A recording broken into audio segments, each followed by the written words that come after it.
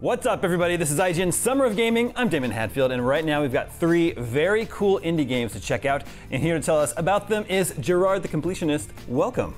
Hey, thanks for having me, man. I'm really excited to talk about our games. I'm excited to talk about these games, too. I've checked them all out, and they all look like games that I would want to play. That's the hope, man. We really hope that people like these stuff. They all look really cool and really special. You have a lot of experience finishing games on the playing side. Now you're lending your talents to helping them get finished. Which is harder, 100%ing games or actually helping them get made?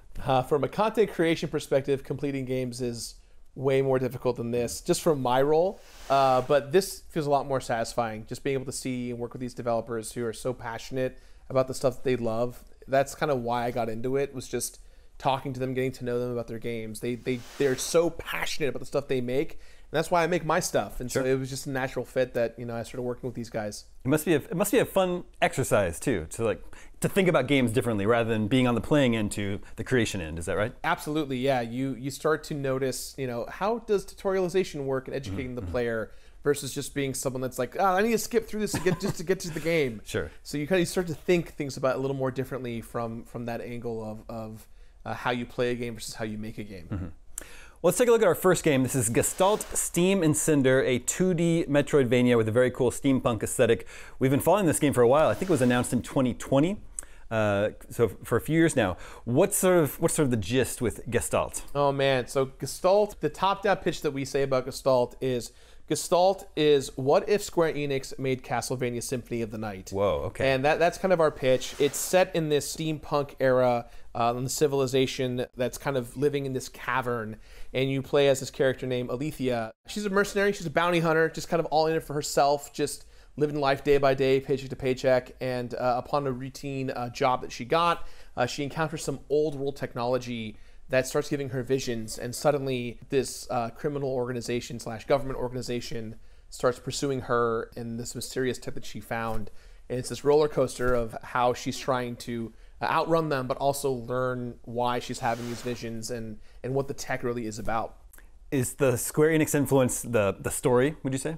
I would say the Square Enix influence is definitely the story. It's more or less the classic aesthetic, I think, of that PlayStation 1 graphical era. Obviously, Symphony of the Night is a very important aspect to our DNA, but you definitely get the sense that the story is very important here. It's not just like a pick up and play and destroy enemies. There is a narrative that is intertwined throughout. Symphony of the Night occurred to me when I first saw it, but also maybe Mega Man X? A little bit, a little bit for sure. Mega Man X is one of my favorite games of all time, so that's definitely what drew me to it as well. But definitely Symphony of the Night is kind of our starting basis for the game. Very cool. All right, up next, a bright and colorful, fast-paced, roguelike action platformer. Jirard, what can you tell us about Elsie?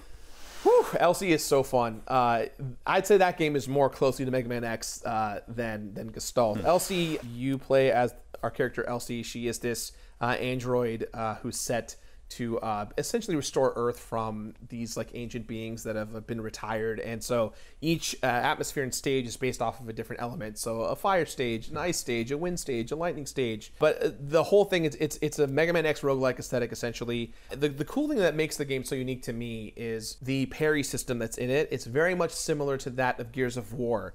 And how you use the parry mechanic is like you would reload when you're reloading a gun in Gears of War. And if you hit that parry system, you create an AoE blast that kind of neutralizes the enemies around you, as well as you get stamina back to you. So as you're shooting your guns and you're using your special weapons, the more you dodge and weave between enemies and parry correctly, the more the requirement of strength comes back to you. And it kind of leans into this whole idea of kinetic energy. You're constantly dashing through enemies, shooting them with weapons, and it's electric. The whole thing is about movement. Describe the roguelike aspect of it too. Every time you play the game, you're getting a different run. So all the enemy layouts, all the rooms, all the weapons that you get. The game is about breaking itself. You're all about becoming overpowered. So Cool. That's what drew me to it when I first played it. It became this game where the more weapons I got and the more the runs went on longer and the more stuff I discovered, the more insane the guns would become, or my jump would become, or my dash or parry would show up. At one point, when I first played it, I was just simply tapping the shoot button, and suddenly half the screen is covered in neon colors and missiles and explosions. And I didn't know what was happening, but I knew immediately, oh, this game is about trying to break it.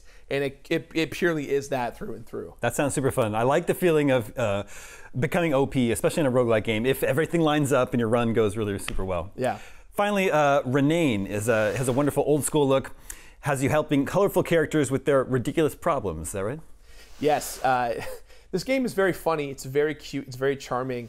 One of my favorite things about Renaine is there's a little character that follows you around that you can get called a Chompy. It's this cute little white being, and it's essentially, I don't want to say like a dog, but it's a pet that follows you around, and as you play the game and progress, your Chompy can also level up with you, so you can customize your Chompy, and almost in this Chow minigame garden aesthetic where you can dress him up, you can give him certain fruits and elements, and this little being just kind of helps you as you kind of dash your way through and attack and help people out. It's real fun.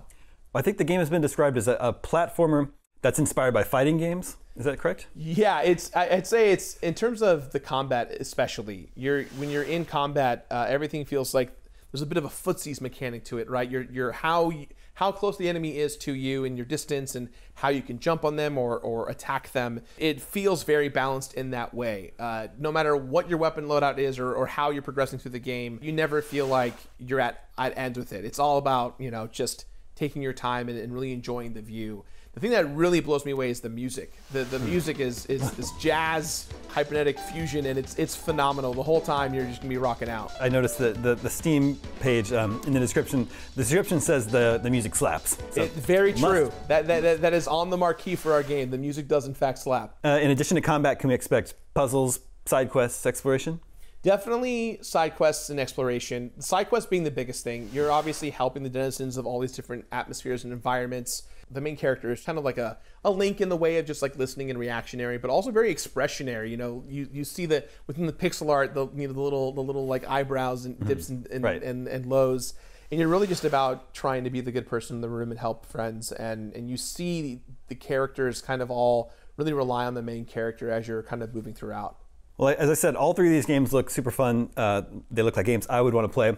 While they play differently, they all have a sort of a retro throwback aesthetic. Is that by design? Are these the types of games you're interested in getting made? Absolutely. I jokingly call these my games of my own personal Infinity Gauntlet, where I have like, this is my action platformer with Renaine. This is my Mega Man X roguelike with Elsie, and this is my Symphony of the Night with Gestalt, and it worked out that way for me personally. But these games, I think what really drew me to them is not only their graphical aesthetic with how they look, because they remind you of that genre or of that style of game we played when we were kids, but more importantly, the combat and the way these games play is as fluid as it looks in the trailer. When you pick it up and get a chance to play it, you're not being sold this weird like whoopsie switch. What you see is what you get, and if it looks fun, it is fun. And that was kind of my mentality when it came to approaching these developers and working with them.